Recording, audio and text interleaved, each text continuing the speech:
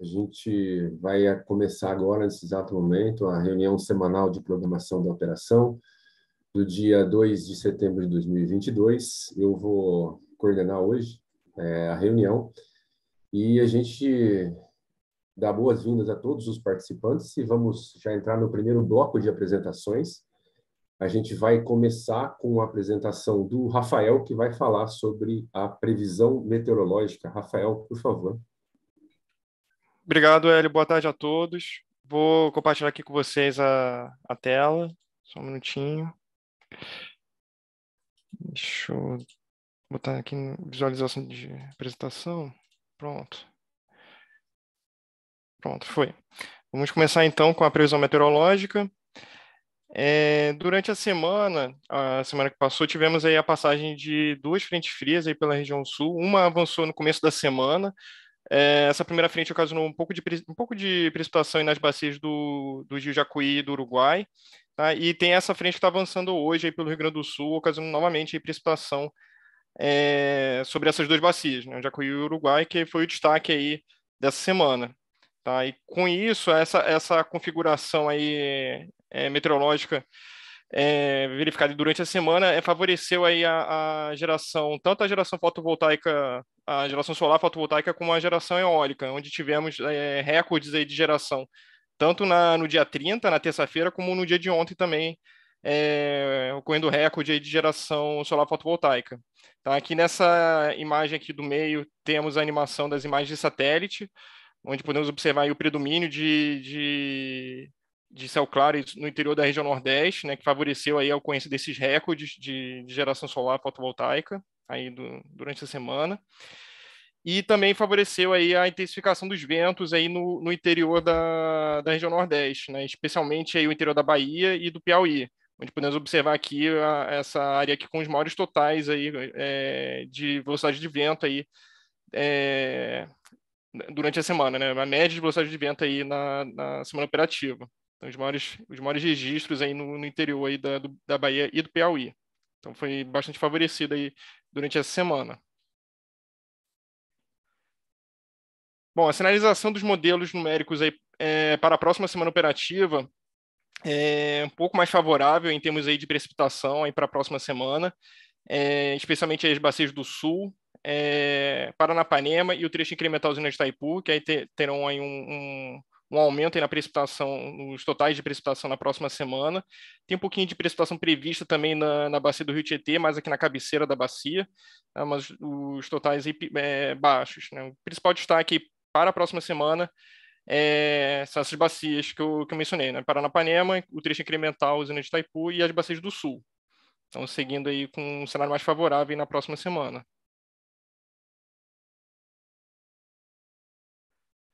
Bom, a partir dessa sinalização dos modelos numéricos, em termos de temperatura, o que é esperado aí para a próxima semana, por conta aí da sinalização dos modelos, é de um declínio nas temperaturas nas capitais da região sul do país, tá? Em termos aí de média aí semanal, aí ficando um pouco mais baixo.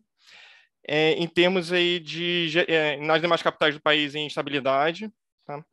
Em termos aí de geração eólica, por conta aí da passagem das frentes frias aí, tanto no começo como no final da próxima semana operativa, desfavorecerão a geração eólica no começo aí no começo da semana operativa, nos primeiros dias da semana, aí no sábado e no domingo, por conta da passagem dessa frente que está avançando aí pela região sul. E aí, a partir de quinta-feira, novamente, aí, com o avanço da próxima frente fria, aí, novamente aí, é esperado um declínio na geração eólica, tanto da Bahia como do Piauí, tá? Desfavorecendo aí a geração nesses dois estados aí na próxima semana. Então, ficando um pouco mais baixo. E em relação à geração fotovoltaica, sem alterações. Tá? Nos estados da região Nordeste, segue instabilidade. Tá? Agora, em relação aos estados do Sudeste, tem uma expectativa de diminuição aí no estado de São Paulo aí, por conta do aumento de nebulosidade no interior do estado, aí, em função da passagem dessas duas frentes frias aí, no decorrer dessa semana, da próxima semana. Então, favorecendo um pouco mais aí a geração fotovoltaica no interior do estado de São Paulo. Desculpa. Em relação conforme o que a meteorologista Beatriz mencionou nas apresentações anteriores, tivemos aí um processo aí de automatização dos boletins, e com isso a tabela de precipitação que era exibida tanto no boletim de precipitação como no Open, ele foi substituído, né, por esse processo de automatização que foi feito. E com isso, uma alternativa que vocês podem utilizar para consultar os dados de precipitação diária é o painel de precipitação diária que está nesse link, que fica disponível no Sintegre, esse produto, e vocês podem consultar nele tanto a precipitação observada nos postos pluviométricos, como também a média da precipitação por bacia. A média de precipitação diária é verificada em cada uma das bacias. Tá? Então, é a alternativa que vocês podem consultar por conta da automatização do processo dos boletins. Tá? Então, com isso, concluo a minha apresentação e devolvo a palavra para o Hélio. Tá? Obrigado. Obrigado pela apresentação. Dando sequência, essa segunda apresentação desse primeiro bloco, a gente vai pedir para o Arthur fazer a previsão sobre a previsão hidrológica. Por favor, Arthur. Obrigado, Hélio. Vou dar início, então, à apresentação da previsão hidrológica nessa revisão 1 do PMO de setembro. Então, começando com a previsão de precipitação, conforme o Rafael mesmo acabou de apresentar, nas bacias do Grande Paranaíba, sem destaques de muita precipitação, já o Paraná, principalmente ali na incremental de Itaipu, e no Paranapanema, a gente observa alguma precipitação sendo prevista, principalmente na segunda semana. Com isso, observando o acompanhamento diário das enas do subsistema sudeste, a gente vem observando uma recessão das vazões, que deve continuar até meados da próxima semana, que a gente observa nessa linha pontilhada a previsão diária de ENA. E no começo da segunda semana prevista, a semana do dia 10, tem uma previsão de ascensão da energia natural fluente. Com isso, a previsão mensal do subsistema Sudeste Centro-Oeste fica em 73% da média de longo termo. Isso representa o 16º menor setembro do histórico de 92 anos. Olhando agora algumas bacias representativas entre esse subsistema, a gente começa pela bacia do Rio Grande, que tende a continuar em recessão na previsão diária até meados da segunda semana prevista e um leve aumento no fim do horizonte da previsão diária. A previsão mensal fica em 54% da média de longo termo, que é o quinto menor do histórico de 92 anos para o mês de setembro.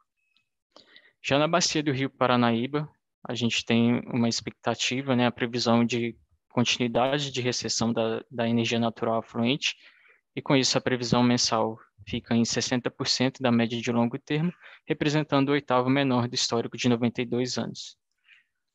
Agora, já na bacia do Rio Paranapanema, a previsão da energia natural afluente é de ascensão na próxima semana e na semana seguinte, principalmente meados da próxima semana e com mais destaque para a segunda semana. Com isso, a previsão mensal fica em 86% da média de longo termo, que representa o 44º maior setembro do histórico de 92 anos para a energia natural afluente.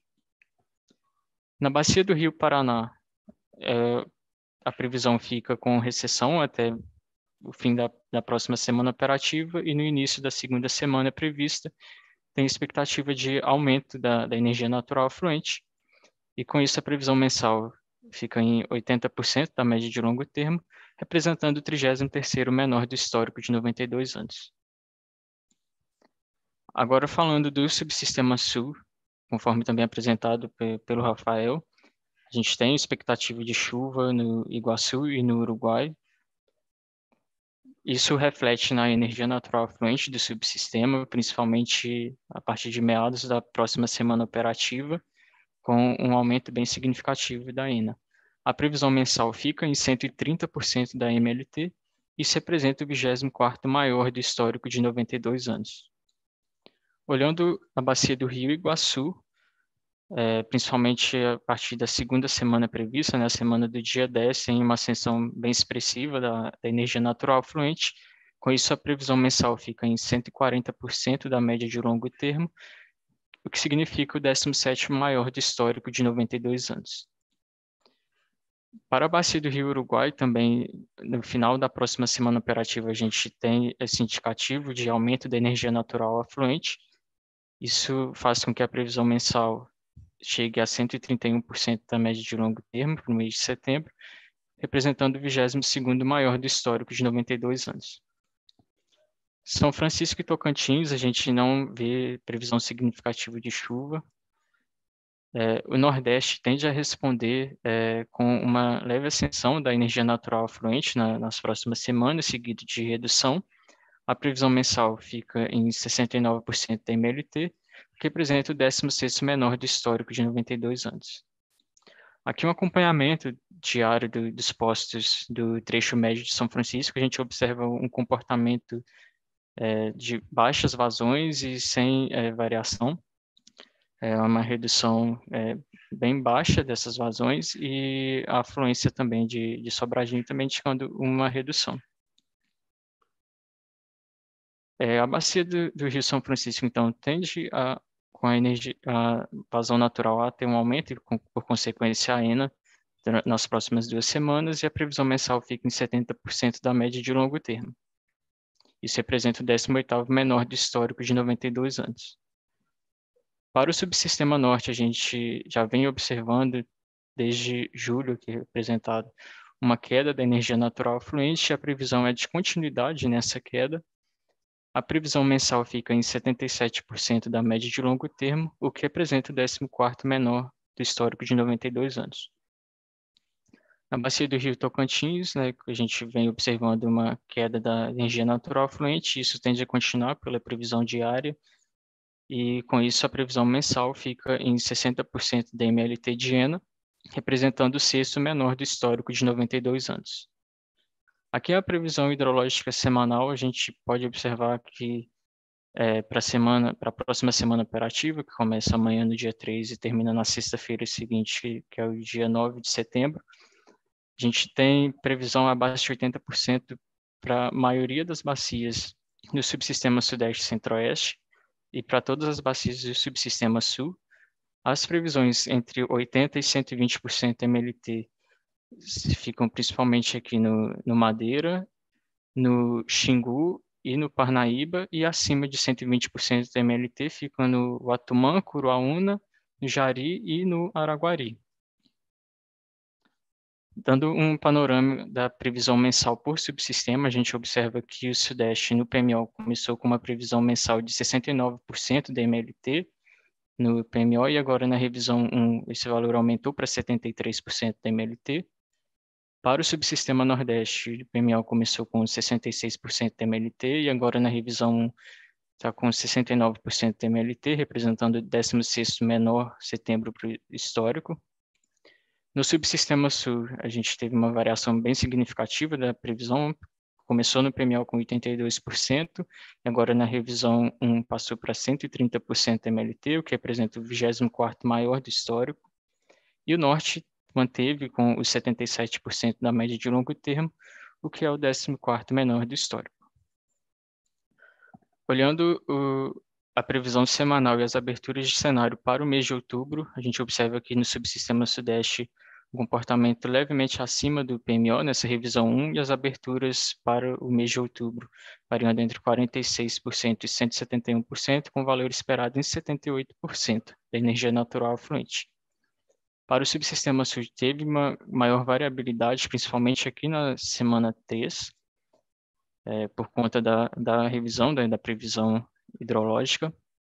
E as aberturas de cenário para o mês de outubro também são bem condizentes com o que foi previsto no PMO, variando entre 29% e 304%, com valor esperado em 110% da média de longo termo para a energia natural afluente. O subsistema Norte apresentou aqui na previsão semanal um leve aumento a partir da semana 3, e as aberturas bem condizentes com o que estava sendo previsto no PMO. E o mesmo para o subsistema Norte. Falando dos armazenamentos, a gente observa que para os subsistemas, o subsistema Sul está com 85,7% da energia armazenada, Já o subsistema norte com 84,9%, o subsistema nordeste 72,6% e o subsistema sudeste 55,9% da energia armazenada máxima. E para alguns reservatórios de grande importância no sistema, a gente pode observar que todos esses aqui, que são Serra da Mesa, Furnas, Nova Ponte, Embarcação, Três Marias e Tumbiara, estão com condições melhores do que o mesmo período no ano passado em termos de energia armazenada. Com isso, eu encerro minha apresentação, devolvo a palavra para o Hélio e fico à disposição para eventuais perguntas. Valeu, Arthur, muito obrigado. Terceira apresentação desse bloco, apresentação sobre operação hidráulica. Quem vai fazer a apresentação é o Paulo Vitor. PV, por favor. Muito obrigado, Hélio. Vou compartilhar minha tela aqui, então, para dar início então, aos destaques da operação hidráulica. Começando, então, pelas típicas salas de crise e acompanhamento coordenadas pela ANA, com participação do ANS, desde nossa última reunião semanal da programação da operação, nós tivemos aqui as salas da bacia do Rio Tocantins, da região sul. Então, vamos aos destaques para as mesmas. Começando pela da região sul, que teve seu acontecimento ali no dia 24 de agosto.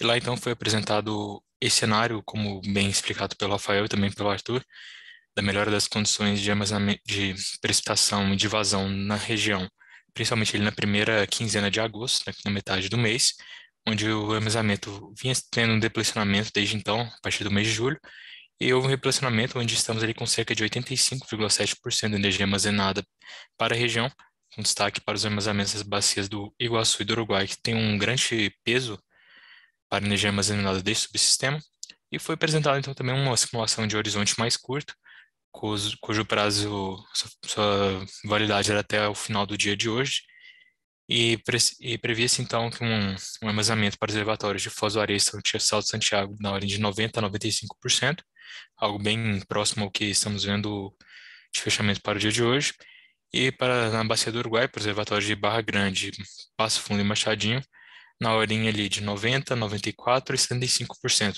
também bem próximos aos observados.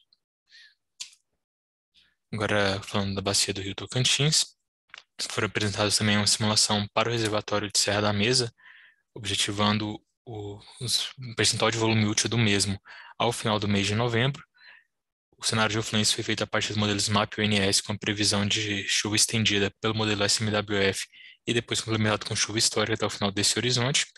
E foram apresentadas também duas políticas de defluências para o centro de Serra da Mesa, de 30 de agosto até 30 de novembro. Um primeiro cenário considerando uma defluência média de 900 metros cúbicos por segundo e outro de 600. Partindo então desse armazenamento na ocasião da simulação de 62,8%, estima-se chegar ao final de novembro e início de dezembro entre 48,6% e 54,2%. E se comparar com os armazenamentos nessa mesma data nos últimos 5 anos, estamos muito acima em qualquer um desses dois cenários do armazenamento observado desde então. E aqui à direita temos também um esquema mostrando um pouco de como se comportou as afluências e defluências e o volume útil para os reservatórios Serra da Mesa e Tucuruí. E pode-se visualizar facilmente aqui que para os reservatórios Serra da Mesa, em virtude da temporada de praias da bacia do Rio Tocantins, que é até mesmo regulada pela resolução ANA vigente para essa bacia, as influências para a Serra da Mesa ficaram constantes em patamar de 300 metros cúbicos por segundo ao longo dessas datas, e findada esse período de praias para o reservatório de Serra da Mesa no dia 20 de agosto, as influências ficaram livres para esse reservatório e foram levadas até o dia de ontem com um patamar da ordem de 789 metros cúbicos por segundo, um valor intermediário que foi apresentado nas simulações na mesma sala. Para o reservatório de Tucuruí, destaca-se aqui o uso menos intenso do reservatório em questão de defluência, quando comparado ao mês anterior. É o nosso calendário para as próximas salas. Devemos ter reunião do Paranapanema no dia 28 de setembro, São Francisco já na próxima semana no dia 6, a próxima sala da região sul fica para o dia 21 de setembro, do Tocantins para o dia 28, e a sala de crise de estiagem do Rio Madeira para o dia 14 do 9. Um panorama também sobre a questão das defluências de Jupiá e Porto Primavera. nas últimas semanas, em virtude dessas condições meteorológicas e também da questão incremental das vazões, e não esquecendo também da possibilidade das cargas mais reduzidas, foi possível, então, uma redução das defluências de Jupiá e Porto Primavera, de modo que Jupiá está em um patamar da ordem de 3.700 metros cúbicos por segundo, o que possibilitou também a preservação de um pouco dos recursos a montante dessas usinas. E finalizando a apresentação, um panorama também sobre a questão do controle de cheias para o ciclo 22-23. No último dia 29 de agosto, ocorreu a segunda reunião do Plano Anual de Prevenção de Cheias e o documento foi aprovado pelos agentes presentes na ocasião. E esse plano já se encontra disponível no Sintegre desde o dia 1/9, ontem. Temos aqui o link e um QR Code para aqueles que querem fazer a consulta do mesmo, lembrando que esse presente ciclo se inicia no dia 29 de outubro desse presente ano. Dessa maneira, Hélio, eu concluo aqui essa parte da apresentação, esse bloco, e lhe retorno a palavra. Agradeço a todos e fico à disposição. Obrigado. Valeu, PV. Obrigado pela apresentação. Com a apresentação do PV, a gente encerra esse primeiro bloco de apresentações. A gente vai fazer um intervalo de aproximadamente 5 minutos e retornamos em seguida. Olá a todos, boa tarde novamente. No início desse bloco, a gente vai tentar responder algumas das perguntas enviadas no fórum. As que não forem respondidas nesse intervalo serão respondidas nos próximos. Para responder duas das perguntas enviadas até o momento, a gente vai pedir a ajuda do Arthur. Eu vou fazer as duas perguntas juntas e depois ele vai responder. As perguntas são do Guilherme Oliveira, da Ampere, e do Luiz Pereira, da Comerc. O Guilherme pergunta o seguinte: prezados, boa tarde. Quando serão disponibilizados os contornos das novas bacias modeladas no Modelismap a serem implementadas a partir do próximo PMO? E o Luiz pergunta o seguinte: em função da modelagem das novas subbacias para o SMAP a partir do PMO de outubro de 2022, gostaria de reforçar o pedido de disponibilização da planilha configuração _SMAP, de forma que os agentes possam realizar os testes e se preparar para a utilização o quanto antes. Obrigado. Arthur, por favor. Obrigado, Hélio. Obrigado, Guilherme e Luiz, pelas perguntas. A gente está trabalhando na disponibilização desses arquivos e eles serão disponibilizados até a revisão 2 do PMO de setembro. Obrigado. Valeu, Arthur. As outras perguntas enviadas serão respondidas oportunamente após os próximos intervalos. Dessa forma, a gente inicia aqui o segundo bloco de apresentações.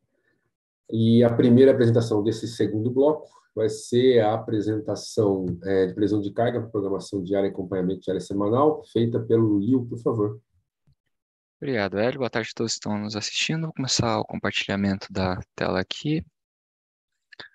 Acredito que já estejam vendo a tela. Bom, começando aqui pelo subsistema Sudeste Centro-Oeste. Nesse primeiro gráfico de cima, a gente tem a comparação do verificado versus previsto, né, para o dia seguinte pelo PDP. Aqui os desvios em megawatt e embaixo os desvios em porcentagem absoluta, né, o erro absoluto. Bom, começando aqui pelo subsistema Sudeste Centro-Oeste, como já foi dito pela meteorologia, a gente teve passagem de duas frentes frias aí, ao longo da semana. Elas passaram pelo subsistema Sul, chegando até o subsistema Sudeste Centro-Oeste. As temperaturas ficaram baixas na maioria dos dias aí, mas tivemos aí alguns dias aí com céu claro, que provocou esse desvio aqui principal no dia 31. Mas foi uma boa semana aí de previsão PDP, com 97% dos desvios até 3%, 52% dos desvios até 1%, e o mapa 1,12 contra 1,86 do prévio carga D100. Seguindo para o subsistema Sul, que sofreu mais aí com essa volatilidade na temperatura, a gente teve uma carga aqui de aquecimento que elevou bastante a leve de segunda para terça-feira, que foi justamente no dia 30 aqui. Essas temperaturas ficaram baixas aí no subsistema na maioria dos dias, o que deixou bastante difícil aí a previsão, né? O Sul aí com 74% dos desvios em até 3%, 21% dos desvios até 1% e um MAP de 2,36, que é um resultado bom aí, dado essa volatilidade na temperatura.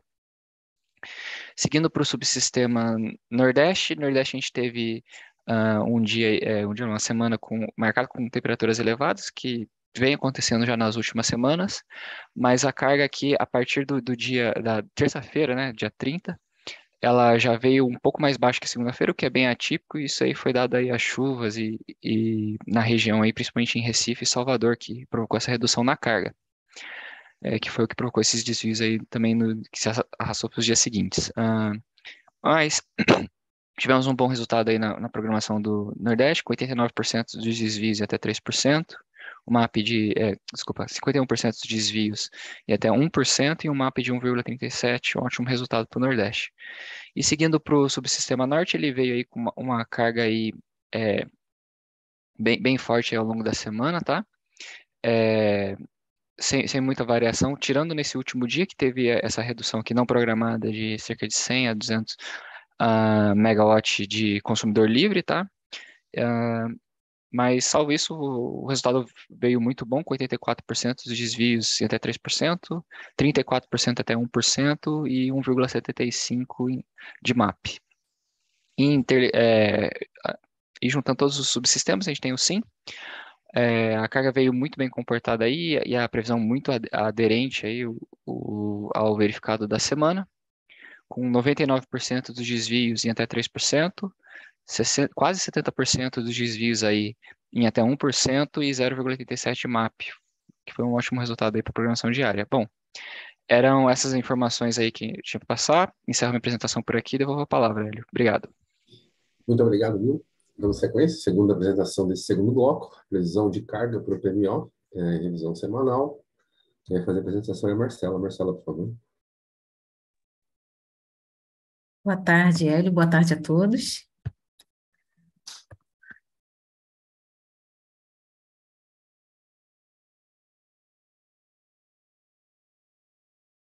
Pronto. Então, nós seguimos por aqui falando ainda de carga, mas agora em horizontes semanais, baseado na primeira revisão semanal que foi consolidada no dia de ontem.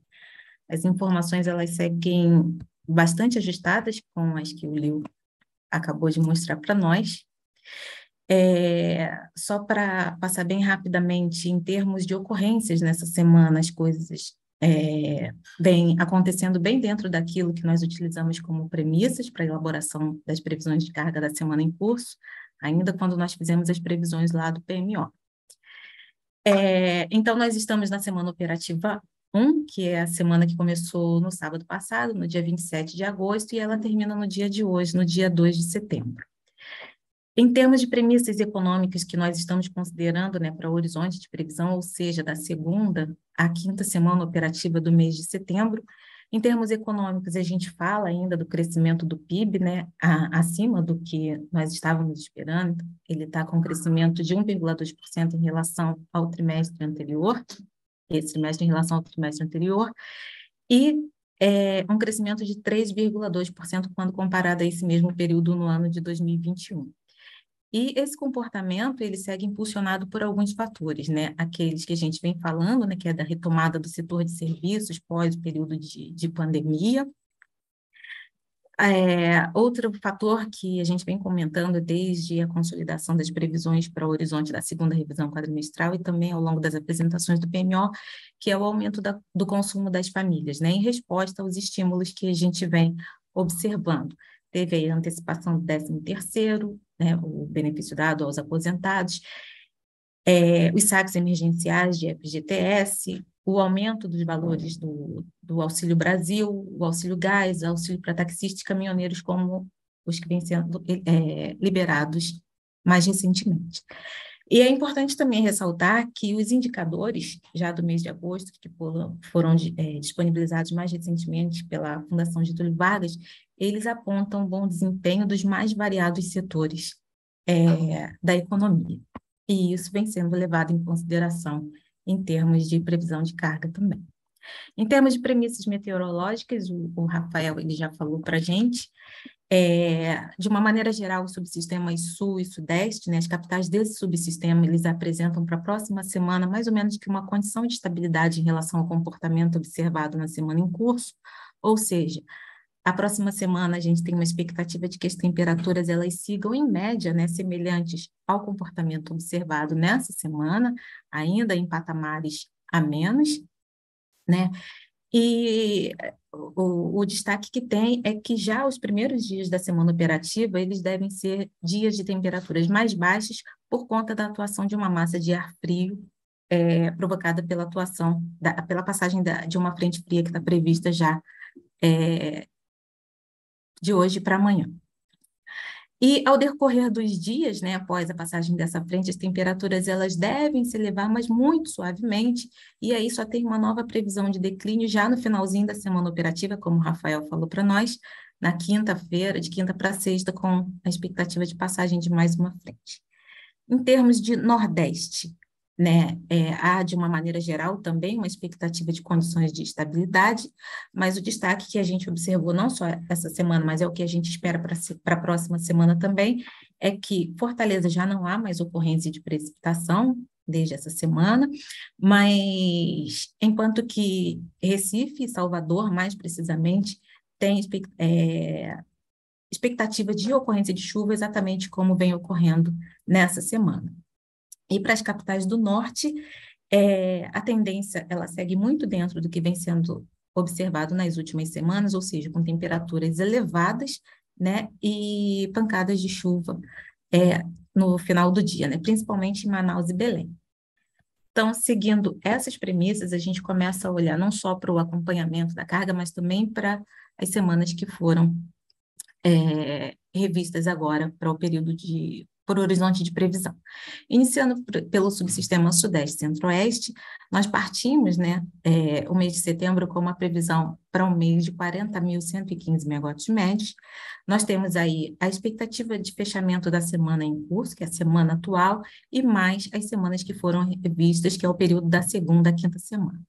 A semana em curso, ela fechando com um desvio de 1,7% em relação à nossa previsão anterior, está fechando um pouquinho abaixo, mas muito em função, né, da ocorrência dessas temperaturas mais amenas, como o Liu mostrou aí no acompanhamento diário também, vocês viram dia a dia como foi o comportamento da carga de cada um dos subsistemas, e isso implica aqui no acompanhamento semanal. Para a próxima semana, dada a expectativa meteorológica que nós temos, né, de condições de estabilidade, nós fizemos uma redução de 2,3% em relação à nossa previsão anterior, enquanto que para as semanas 3, 4 e 5, nós mantivemos os mesmos valores consolidados no PMO. Vale ressaltar também que para a segunda semana operativa, a gente tem valores de carga mais baixos, né, previstos, em função também daquilo que já havia sido considerado no PMO, que é o efeito do feriado do dia 7 de setembro, né, na próxima quarta-feira.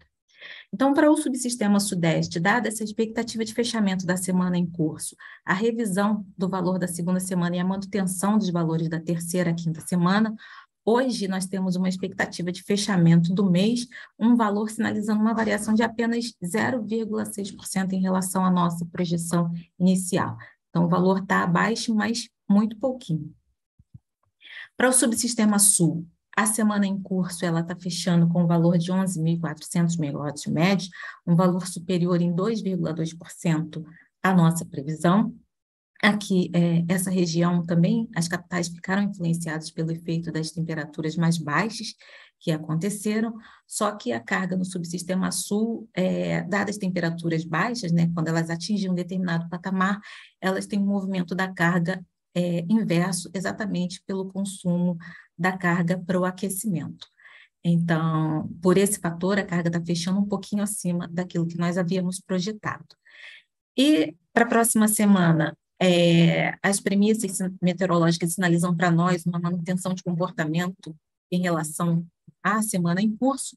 Nós não vimos necessidade de fazer nenhuma alteração em relação às projeções inicial, não só para a segunda semana, mas também para as semanas 3, 4 e 5. Mas ainda assim, esse valor inferior, exatamente por aquilo que nós já havíamos considerado também, que é o efeito do feriado do dia 7 de setembro.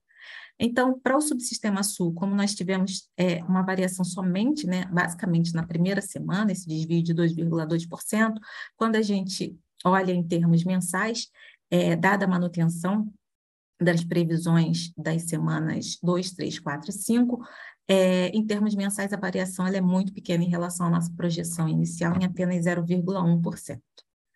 Aqui nós temos o subsistema Nordeste. A expectativa de fechamento da semana em curso, ela sinaliza para a gente um valor abaixo daquilo que havia sido projetado para esse período. Aqui o que a gente tem a citar, como eu falei lá nas informações relacionadas à temperatura, é que essa semana, essa região, ela sofreu pelo impacto de precipitação, principalmente em Salvador, onde a gente observou até as temperaturas um pouquinho abaixo do patamar ali dos 30 graus, que é o normal para essa época. Então, teve o efeito de precipitação em Salvador, em Recife também um pouco menos, e como a gente sabe que esse subsistema é bastante sensível a esse efeito, a carga respondeu negativamente. Para a próxima semana, a expectativa é a mesma em termos de temperatura e precipitação para as principais capitais da região, e, dada essa informação, nós sentimos a necessidade de reajustar esse valor da segunda semana em 2,5% para baixo em relação à previsão do PMO, e para as semanas seguintes nós também fizemos ajustes, mas um pouco menores do que para a semana 2, que é a semana que a gente tem uma precisão melhor em termos de previsão de temperatura. Então, as semanas 3 e 4, elas sofreram uma redução de 1,5%, enquanto a última semana nós reduzimos um pouco menos, apenas 1%. Dadas essas informações, a sinalização de fechamento do mês, ela cai em 1,7% em relação à projeção inicial, com uma expectativa de 11.104 megawatts médios para um mês. Aqui nós temos o subsistema norte, também fechando um pouquinho abaixo da nossa projeção, em 2,5%. A gente pôde observar aí na apresentação do acompanhamento diário também que esse subsistema foi afetado durante o mês, né, para responder dessa forma, então fechando com um desvio de menos 2,5%. E para as próximas semanas, nós fizemos ajustes pequenos, né? As semanas 2 e 3 nós descemos 1,5%, a semana 4 só 1%, e a quinta semana nós mantivemos inalterada em relação à projeção do PMO. Tem uma informação relevante para a segunda semana operativa, aliás, para o fechamento, né, para a transição da primeira para a segunda semana operativa do mês, é que a gente teve uma incorporação, a partir do dia 1º, de 60 megawatts médio na carga do subsistema norte, em função da migração da parcela da Celtins, que antes era contabilizada no centro-oeste e agora passou para o norte. Então, para a próxima semana, nós consideramos, né, esse incremento de carga, mas também tem um movimento contrário aí de uma carga mais baixa em função da ocorrência do feriado. Então, por isso a gente pode observar que a carga dessas 2 semanas, embora haja esse incremento de carga, elas fecham aí bem parecidas, né? Mas porque um fator acabou compensando o outro, no caso da segunda semana operativa do mês. Dadas essas informações, hoje nós temos uma expectativa de fechamento da carga de setembro para o subsistema norte com um valor de 6.690, indicando uma variação de menos 1,1% em relação à nossa projeção inicial. E aqui, contextualizando as informações, nós temos o Sistema Interligado Nacional, a semana em curso fechando ajustada a nossa previsão, mas um pouquinho abaixo, né, em menos 1,3%, e dados os ajustes feitos em cada um dos subsistemas, como nós vimos anteriormente, seguem aí as variações que o sistema interligado sofreu como um todo, uma variação um pouquinho maior na próxima semana operativa, em 1,8%, e as demais com uma variação aí abaixo de 0,5%. Então, quase nada em termos de 5%, né? Então, essas informações, tanto da expectativa de fechamento da semana em curso, quanto a projeção para as semanas à frente, elas sinalizam para a gente hoje uma expectativa de fechamento do mês de setembro com uma carga bastante ajustada, né, à nossa projeção inicial, com uma variação de apenas menos 0,7%. Então, essas eram as informações em termos de previsão semanal. Eu devolvo a palavra a você, Hélio, e agradeço a atenção de todos. Boa tarde. Marcela, agradeço a apresentação. Dando sequência aqui para as 2 próximas apresentações desse segundo bloco. Temos uma dobradinha aqui com a Diana. Ela vai representar os resultados do PMO e as intervenções energéticas relevantes. Diana, por favor. Boa tarde, Hélio. Boa tarde a todos que estão acompanhando essa primeira reunião semanal da operação do mês de setembro. Eu vou começar aqui falando um pouco, então, sobre os principais resultados da revisão do PMO de setembro, englobando especificamente a primeira semana operativa, que começa amanhã, no próximo sábado, dia 3 de setembro, e finaliza na próxima sexta-feira, dia 9. Porém, antes de entrar, de fato, nos principais resultados, nós costumamos trazer aqui nessa reunião alguns destaques em relação à atualização das revisões. Nessa semana, nós tivemos a publicação de um informe de erro que foi identificado na rodada do PMO de setembro, motivado pela atualização da UHE-Fontes. Para todos que acompanham, né, as reuniões, no segundo dia de reunião do PMO de agosto, tinha sido dada uma publicidade de que a partir do PMO de setembro, nos modelos energéticos, a gente passaria a fazer uma alteração na representação da modelagem de fonte. Porém, no último PMO, na semana passada, no primeiro dia de reunião de apresentação do PMO de setembro, o Thiago comentou que a gente ia ter um pequeno atraso nessa representação, dado que a gente teve alguns problemas em relação à atualização de base aqui interna do ONS, então a gente postergou essa atualização da representação para a revisão 1 do PMO de setembro, que a gente atualizou nessa semana. Então, na semana passada, a gente manteve a representação antiga da usina hidrelétrica de Fontes, porém, a gente teve a atualização do HIDRE, que é o arquivo de cadastro das usinas hidroelétricas. A gente usa esse mesmo arquivo para todos os modelos da cadeia, tanto para o NewWave, Decomp, quanto o DCEM. E nesse novo arquivo atualizado, a gente já tinha a nova representação da usina hidrelétrica de Fontes. Então, no DADGER, na rodada do modelo Decomp, foi necessário a gente fazer algumas alterações de cadastro para voltar com a configuração antiga. Então, a gente fez a alteração de cadastro em relação ao desvio das usinas hidrelétricas de Lajes e de Nilo Peçanha, e também em relação à configuração da usina de jusante de Lajes, que voltaria a ser fontes A e não fonte C, como estava no HIDRE. Entretanto, a gente tem, antes da rodada do Decomp, a gente recebe a previsão de vazão baseado na rodada do GVASP, e um dos arquivos de entrada do arquivo do programa, né, do GVASP, é um DADGER que tem a configuração das usinas hidroelétricas. Nesse DADGER que foi rodado do GVASP não tinha essa alteração de cadastro que a gente usou no arquivo do DADGER do Decomp. Então, a gente ficou com uma previsão de vazão errada aí para a usina de Fontes, dado que, como a LAD estava apontando para uma usina que não existe, a Fontes A passou a ser considerada como usina de cabeceira, e onde não era a realidade. Dessa forma, quando a gente identificou esse erro, a gente publicou um informe. Esse informe foi publicado como notícia no Sintegre, e também atualizamos o DEC do valor esperado do modelo Decomp.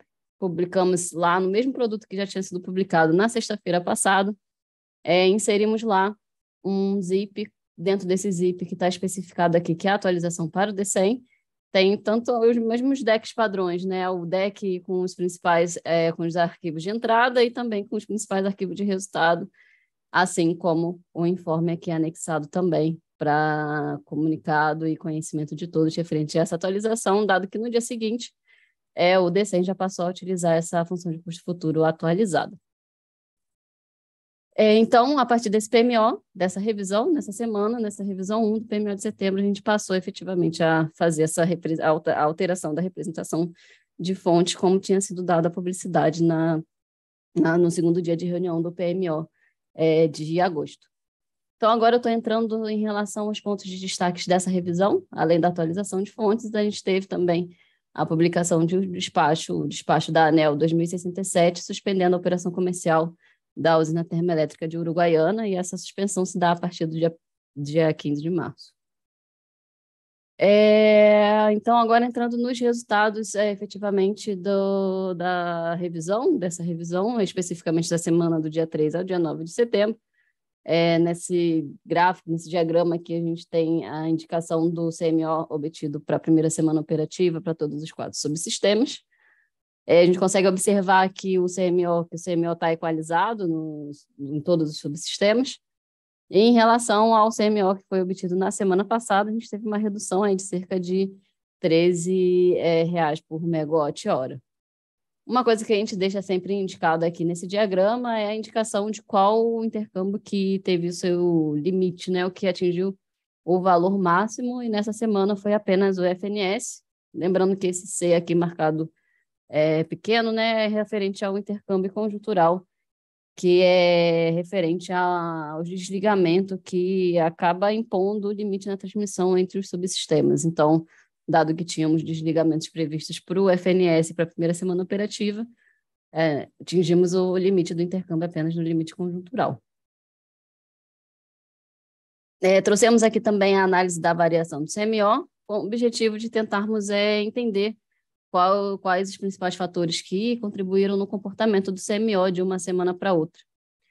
Então, eu comentei que teve uma redução de cerca de R$13 por megawatt-hora, tivemos aqui uns 8 estudos, onde a gente tem a previsão perfeita, onde a gente considera o mesmo nível previsto pelo Decomp na semana anterior, depois a gente vai atualizando cada fator aqui indicado no gráfico, e conforme pode ser observado, essa redução de cerca de R$13 por megawatt-hora foi motivada principalmente por conta da atualização da previsão de vazão. Então, dado esse CMO obtido para a primeira semana operativa, o que a gente tem de previsão de despacho térmico comandado estimado pelo Decomp? Despacho apenas por inflexibilidade, sem nenhuma usina no mérito, nenhuma despacho por razão elétrica. Só vale dar aquela ressalva de que esse despacho é apenas para referência, é o resultado do Decomp, dado que, atualmente, a ordem de mérito é dada pelo modelo DCEM diariamente. Então, nessa revisão 1 do PMO de setembro, a gente está comandando a semana, que começa dia 5 de novembro e vai até dia 11 de novembro, referente ao despacho das usinas térmicas da GNL. Então, nessa tabela, temos os valores do benefício GNL calculado pelo Decomp para essa semana em questão, e observando o CVU de todas essas 3 usinas, os CVUs estão bem mais elevados do que o benefício calculado. Então, a gente não tem previsão de despacho antecipado por ordem de mérito de custo para essas 3 usinas, também não há nenhuma indicação de necessidade por garantia energética ou razão elétrica. Fica só uma ressalva que a UTE Santa Cruz está com previsão de despacho por inflexibilidade, que tem sido declarada pelo agente. Essa inflexibilidade está prevista para ocorrer até o dia 25 de novembro. Entrando aqui no gráfico da energia armazenada de cada subsistema, nós temos aqui, em cada subsistema, duas linhas, né, onde a linha mais clarinha é referente ao resultado da revisão 0 do PMO da semana passada, e a linha mais escura referente ao resultado dessa semana para fins de comparação. Então, temos aqui o subsistema Sudeste começando em 55,4% da energia armazenada, e finalizando o mês de setembro, dia 30 de setembro, com 49,7%.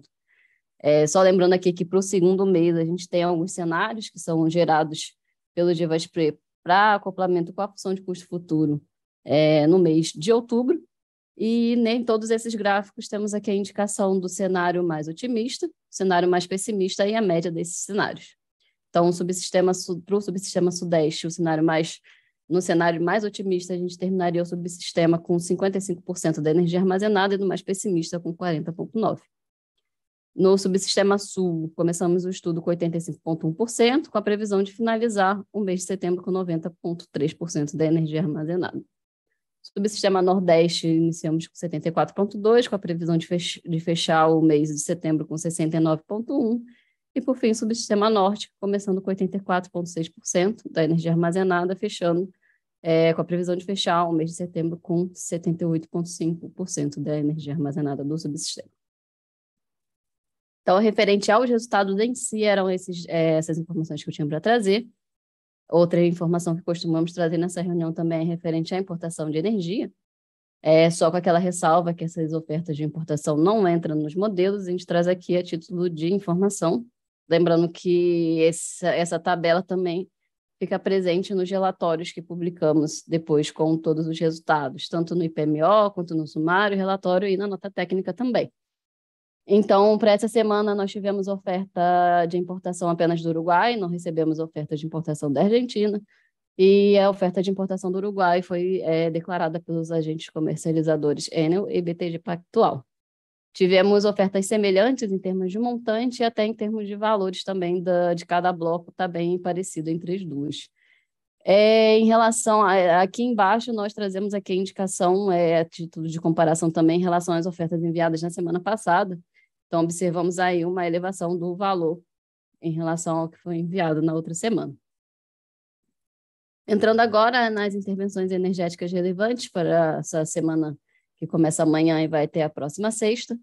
Antes de entrar nas intervenções relevantes, vale aquela ressalva, só para lembrar qual é o critério de relevância, né? Então, a gente traz aqui para essa reunião intervenções que ocorram em unidade geradora que altere algum limite sistêmico ou de unidade geradora de usinas de grande porte. Então, começando pelo subsistema Sudeste, nós temos o destaque aqui para a intervenção nas unidades geradoras 3 e 4 da usina hidrelétrica de Água Vermelha, que está prevista para ocorrer entre 3 e 5/9. Temos também o desligamento da usina hidrelétrica de Nova Vanhandava, prevista para o dia 4/9, e o desligamento também da usina hidrelétrica de Igarapava, no dia 4/9, para simulação ambiental. Continuando no subsistema Sudeste, temos destaque aqui para uma manutenção preventiva que está programada do dia 6 até o dia 11/9 para a usina hidrelétrica de Nova Ponte, referente à unidade geradora 3, e para a usina hidrelétrica de Emborcação, temos manutenção nas unidades geradoras 3 e 4 para alteração da lógica de controle, e essa manutenção está programada para o dia 7/9, uma manutenção no período da manhã e outra manutenção no período da tarde. Temos também um destaque para referente ao teste de autorrestabelecimento para usinas hidrelétricas de Rosana e Volta Grande. A usina de Rosana no dia 5 de setembro e Volta Grande no dia 7 de setembro. Para o subsistema Sul, temos o destaque para a unidade geradora 4 da usina hidrelétrica de Itaúba, que está programada para ocorrer do dia 3 ao dia 7/9. A unidade geradora 4 da usina hidrelétrica de Governador José Richa, programada para o dia 3/9, e as unidades geradoras 3 e 4 da usina hidrelétrica de São Roque, previstas para ocorrer do dia 3 a 5 de setembro, para manutenção corretiva do transformador elevador. No subsistema Norte, temos o destaque para a usina hidrelétrica de Peixão de Cal, uma unidade geradora 3, uma parada para manutenção preventiva trienal que está programada para ocorrer no período de 3 de setembro até 30 de setembro, e as unidades geradoras 2 e 3 da usina hidrelétrica de Serra da Mesa, uma manutenção prevista para serviços na subestação, programadas para ocorrerem entre o dia 3 e dia 4 de setembro. E, por fim, como destaque aqui do subsistema Nordeste, temos a manutenção da unidade geradora 6 da usina hidrelétrica de Paulo Afonso 4, que está prevista para ocorrer do dia 3 ao dia 17/9. Então, era isso que eu tinha para apresentar aqui em relação aos destaques aí para a próxima semana referentes à gerência de programação mensal. Fico aqui à disposição para eventuais dúvidas que possam surgir e devolvo a palavra para você. Obrigada. Valeu, Giana. Obrigado duplo pelas duas apresentações. Com isso, a gente encerra esse segundo bloco de apresentações e a gente volta após o intervalo para responder as possíveis perguntas que foram enviadas no fórum. Até daqui a pouco. Olá, pessoal. Retornando aqui para esse terceiro e último bloco da reunião semanal de hoje, a gente vai iniciar esse bloco respondendo perguntas do fórum. Então, a gente tem aqui 3 perguntas que vão ser respondidas pelo Arthur. Eu vou ler uma a uma. A primeira pergunta é do Luciano Contin, de Furnas, e ele diz o seguinte: Arthur, prezados, boa tarde, tem endereço abaixo, a tabela de ENAS 1931-2020 ainda consta como sendo publicada em 3/1/22.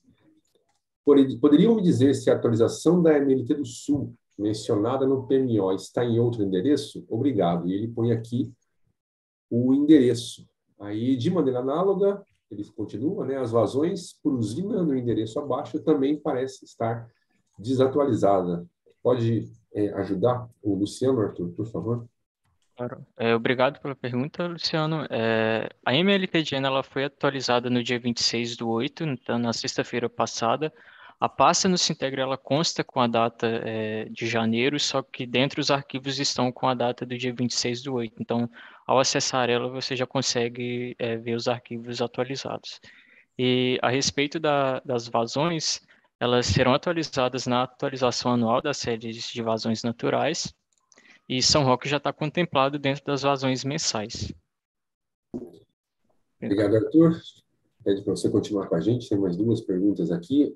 A próxima é a do Bruno Belotti, da Comerc Comercialização, e ele diz o seguinte: boa tarde. No último PMO foi apresentada pela hidrologia a nova MLT para o Subsistema Sul, válida a partir da revisão de setembro, em função da entrada de operação comercial da OHE São Roque. Apesar disso, da mesma forma, o arquivo MLT original de janeiro de 2022 foi apenas atualizado no Sinteg, mantendo a data de início de sua validade 1/1/22, e a justificativa, inclusão de 2020 no histórico. Sugiro o ajuste desse arquivo e a manutenção do arquivo original como histórico. Adicionalmente, apesar dos valores apresentados nos relatórios de hidrologia de porcentagem de ENA para a região sul, para o PMO, estarem atualizados conforme a nova MLT, todos os relatórios da presente revisão foram disponibilizados para a MLT antiga. Isso inclui resultados preliminares e não consistidos e consistidos de vazões semanais disponibilizados ontem e relatório de resultados finais consistidos de vazão semanal disponibilizados hoje. Arthur, você pode ajudar a esclarecer as dúvidas do Bruno, por favor? Claro. Obrigado pela pergunta, Bruno. A respeito da sugestão de manter o histórico, a gente vai atualizar lá a página das ENAs para contemplar também o período pré-inclusão de São Roque e pós-inclusão. E a respeito do comentário dos relatórios, a gente já está trabalhando para ajustar e republicar eles, e agradecemos pela observação. Obrigado. Obrigado, Arthur. A última pergunta que você vai nos ajudar a responder é do Evandro Cardoso, da Noros, e ele diz o seguinte: boa tarde. Quando as novas bacias dos MAP, Paraíba do Sul e Posto 81, Baixo Iguaçu, serão incorporadas à previsão conjunta do INS, ele cita aqui o arquivo precipitação_média.zip, ou vai haver um sombra da previsão conjunta? Aí ele cita o arquivo sombra.zip. Quando começaria a ser disponibilizado? Obrigado. Pode ajudar o Evandro, por favor, Arthur? Evandro, boa tarde. Obrigado pela pergunta. O PMED Shadow vai passar a ser disponibilizado hoje. Então, é isso. Obrigado, Arthur. Dando sequência Obrigado. aqui às respostas das perguntas enviadas pelos fóruns. Tem duas perguntas aqui, quem vai nos ajudar a responder é a Diana. A primeira é do Henrique Megayoshi, da Tempo Energia Geração. Ele diz: prezados, boa tarde. Teriam alguma atualização sobre a entrada ou não das usinas dos PCs Carque e Amba? Diana, por favor. Boa tarde, Henrique. Obrigada pela pergunta. Em relação à semana passada, né, informações que foram dadas no PMO, a gente não teve nenhuma atualização em si em relação à entrada delas. Lembrando que a gente representa a entrada de todas as usinas de acordo com a regulação vigente e conforme também o cronograma de expansão do DMSE. Então, no PMO de setembro, na semana passada e nessa semana também, na revisão 1, a gente, como essas usinas ainda não entraram em operação comercial, e no primeiro mês a gente representa apenas aquelas máquinas que efetivamente entraram em operação comercial, essas usinas citadas do PCS, tanto da AMBA, que são a EPP, a Carqui, EPP, a Deluxe e Rio de Janeiro, elas estão representadas a partir de outubro, que é o segundo mês do nosso horizonte aqui do DECOM, assim como as Porsudes e as Carquis também. Obrigada. Obrigado, Diana. Próxima pergunta que você vai nos ajudar a responder é do João Sprogs, da Log Energia Comercialização. Ele pergunta o seguinte: prezados, poderiam explicar a variação da inflexibilidade da usina do Norte Sul no DEC da revisão 3 de agosto para o DEC da revisão 0 de setembro? Na revisão 3 de agosto estava zerada até o segundo estágio e subia para 400 os estágios adiante. Enquanto que na revisão 0 do mês 9 estava zerada até o quinto estágio e subia para 400 no sexto estágio. É algo que já ocorreu algumas vezes nas viradas de um mês. Existe algum motivo? Obrigado. Por favor, Diana. Boa tarde, João. Obrigado pela pergunta. O dado de inflexibilidade é um dado que é um dado de prerrogativa dos agentes, tá? Se a gente for olhar no procedimento de rede, em termos de responsabilidade, tanto dos agentes quanto do ONS, uma das responsabilidades do ONS é a consistência dos dados. Dentro dessa consistência, em relação às informações térmicas que a gente recebe, a gente faz uma consistência em relação à disponibilidade para avaliar se as disponibilidades estão de acordo com o que tem previsto de manutenção para cada usina termoelétrica. Em relação à inflexibilidade, a crítica que geralmente fazemos aqui em relação ao que a gente recebe é se a inflexibilidade não pode ser superior que a disponibilidade. Então, esse comportamento que você comentou em relação a estar declarado em estágios e depois repetir esse comportamento, a gente pode dar uma avaliada, fazer o questionamento para o agente para tentar entender esse comportamento da declaração, mas o que eu posso te responder agora é que esse dado é de prerrogativa do agente, conforme a gente recebeu essa informação, a gente está representando, então, no deck do DECOM, tá bom? Valeu, Diana. A próxima pergunta que vai nos ajudar a responder é a Márcia, é do Máximo Castro, da Eletronorte Comercialização. Ele pergunta o seguinte: boa tarde. Pergunto se as simulações, considerando o MGD sombra, já se iniciaram. Caso afirmativo, onde se pode verificar os resultados obtidos? Márcia, por favor. Boa tarde. Nós iniciamos já com os modelos, né, tanto New Wave quanto Decomp, e, na realidade, os resultados, né, até do DECEM também, a gente já espera apresentar para os agentes, né, durante o mês de setembro, até o final do mês de setembro, e faremos também reuniões, né, no âmbito do GT-MMGD para apresentação desses resultados. Isso já está previsto, né, e a gente espera que até o final do mês já tenhamos aí alguns resultados. Tá? Eu acho que o pessoal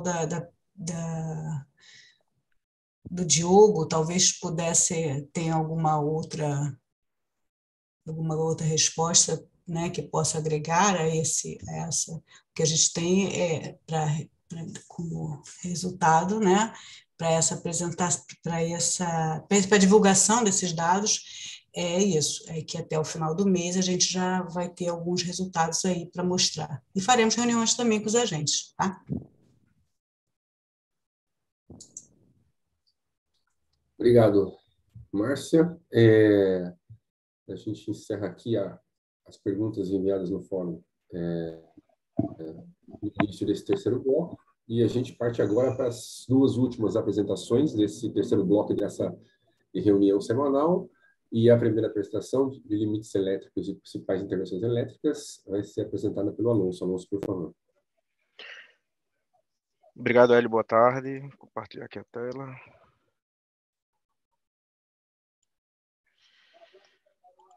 Está compartilhada, Hélio? Tá sim, só colocar em modo apresentação. Isso, perfeito, cara. Perfeito, obrigado.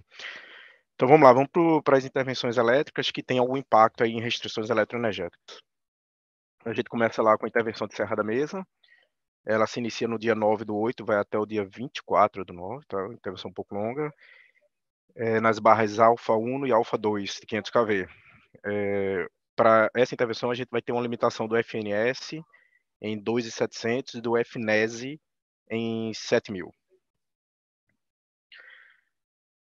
Nossa segunda intervenção, ela vai aqui do dia 30/8 ao dia 3/9, é a barra alfa de 500 kV lá de Itabira 5, para a integração de um disjuntor, e nesse trabalho a gente vai precisar restringir aí o FNES em até 6.100 e o RC em 8.800, tá? Na sequência, a partir do dia 4, que é o próximo slide, a gente vai ver agora que é a barra Bravo, lá de Itabira 5, é o mesmo serviço, né, o mesmo disjuntor, agora acoplando a outra barra. Então, os limites são os mesmos que vão ser impostos ao sistema. Temos na sequência a barra Uno, lá de Mutum, 500 kV, uma intervenção para esse final de semana agora, do dia 3 ao dia 4. E como limitação, a gente vai ter o FNES inferior a 6.800, né, limitado a 6.800, e o RC em 9.600. Aqui é um trabalho lá em Serra da Mesa, 500 kV, nas barras alfa 1 e alfa 2, tá? Então vai ficar só com a barra Bravo.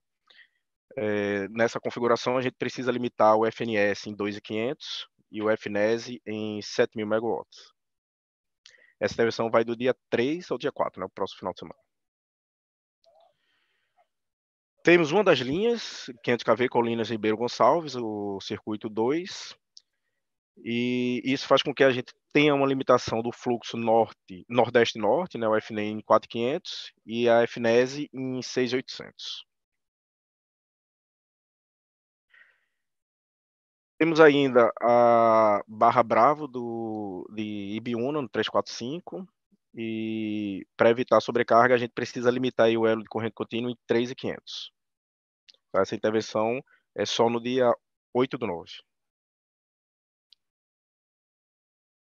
Temos um trabalho em Itaipu também, na Bravo Uno, 500 kV, e para manter lá a questão de segurança eletrodinâmica da ANDE, né? Então o elo CC ele vai ter que ficar nessa faixa, ou inferior a 1.700, ou superior a 2.000 megawatts durante o período de intervenção, que vai do dia 5/9 até o dia 6/9, segunda e terça-feira. E finalmente a gente tem um trabalho aqui na linha de Foz do Iguaçu e Ibiúna, da uma manutenção preventiva, e no dia 5, né, na semana que vem, a gente vai precisar limitar o elo de corrente contínua em 2.500 megawatts. Pronto, Hélio, seria isso. Obrigado, pessoal. Alonso, obrigado pela apresentação. Para terminar a reunião semanal de programação da operação de hoje, a gente vai ter a apresentação da Patrícia, que vai falar sobre política operativa. Patrícia, por favor. Obrigada, Hélio. Boa tarde a todos. Agora vamos falar um pouco sobre a política operativa, né, da semana do dia 27 ao dia 2 de novembro, abordando o acompanhamento do DCEM na programação diária.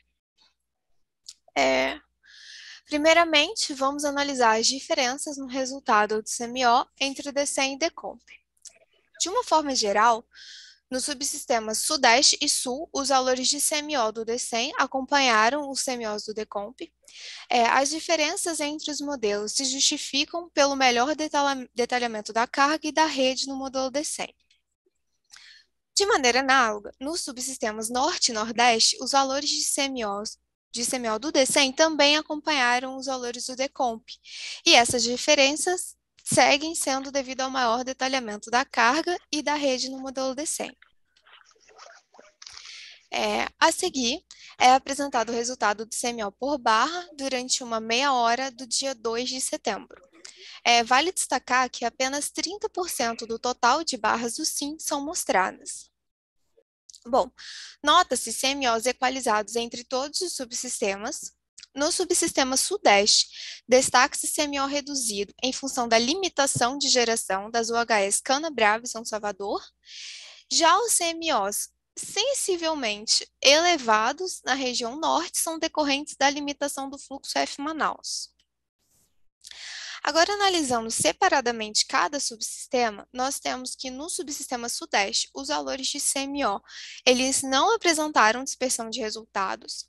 Os outliers superiores, que acontecem das 0h30, né, até às 16 horas, e a partir das 23, eles são decorrentes do SGI 68622, que exige uma geração mínima de 80 megawatts na UHE Porto Colômbia. Adicionalmente, os outliers inferiores ao longo do dia estão associados ao SGI 43.920.22, que limita o somatório de geração das UHS Canabrava e São Salvador em 450. Por fim, os outliers com CMOs nulos, das 7h30 até as 17, decorrem do SGI 47.431.22, que limita a geração da UHE Garapava em 150. Já no subsistema Sul, os valores de CMO também não apresentaram dispersão. Os outliers inferiores ao longo do dia são consequência do SGI 71.830.21, que limita a geração da UHE Jacuí em 175 megawatts. Por fim, os outliers superiores, eles são devidos ao SGI 39.321.22, que exige uma geração mínima de 100 megawatts na UHE Mauá. No subsistema Sudeste, mantém o padrão, não tem dispersão de resultados, né, os CMOs, e os CMOs nulos, às 17h30 e 18 horas, são consequência do SGI 45.137.22, que desliga a LT Bom Jesus da Lapa, Lapa. Por fim, no subsistema norte, os valores de CMOs também não apresentam dispersão de resultados. Os outliers superiores ao longo do dia são consequência da limitação do fluxo F-Manaus, e os outliers inferiores entre 15 e 23 e 30 são devidos à limitação do fluxo na LT de 230 kV Ferreira Gomes Macapá, definida, né, na IO-ON N5MM, na região Manaus-Macapá. Bom, outro tópico apresentado são os resultados entre DCEM e PDP para geração hidráulica e térmica para todos os subsistemas. No subsistema Sudeste e Centro-Oeste, as diferenças de geração hidráulica entre PDP e DCEM resultaram de ajustes que foram necessários para a compatibilização da diretriz e da política operativa e ajuste de Unit Commitment hidráulico. Já as diferenças de geração térmica foram em função de declaração de inflexibilidade pelo agente e exportação comercial. No subsistema Sul, as diferenças entre PDP e DCEM para a geração hidráulica foram resultantes de ajustes necessários para a compatibilização da diretriz da política operativa e as diferenças térmicas em função de declaração de inflexibilidade por parte dos agentes e exportação comercial. No subsistema Nordeste, as diferenças de geração hidráulica entre PDP e DCEM foram devido às diretrizes e política operativa de defluência da bacia do Rio São Francisco e compatibilização com a política operativa. As diferenças de geração térmica foram em função de redeclaração de inflexibilidade pelos agentes e devido à exportação comercial. No Norte, as diferenças da geração hidráulica foram devidos aos ajustes para atendimento dos limites de transmissão, ajustes de Unit Commitment hidráulico e compatibilização com a política operativa. Já as diferenças de geração térmica entre PDP e DCEM foram em função de declaração de inflexibilidade pelo agente e exportação comercial. Essa tabela, ela apresenta a geração térmica média semanal e a titulação de cada megawatt despachado. Nessa semana operativa, tivemos um total de 4,75 gigawatt médio de geração térmica. O destaque para o despacho foi para a inflexibilidade, que representa 52% do despacho total. O despacho por ordem de mérito representa aproximadamente 28% do total. A exportação comercial, ela corresponde a 19% da geração térmica total. E, por fim, temos a energia de reposição, que representa aproximadamente 1% da geração térmica total. Durante essa semana operativa, houve exportação de energia na modalidade comercial pela Argentina, por meio das térmicas da região Sul, Sudeste, Centro-Oeste, Norte e Nordeste. E não houve exportação ou importação de energia na intercâmbio com o Uruguai.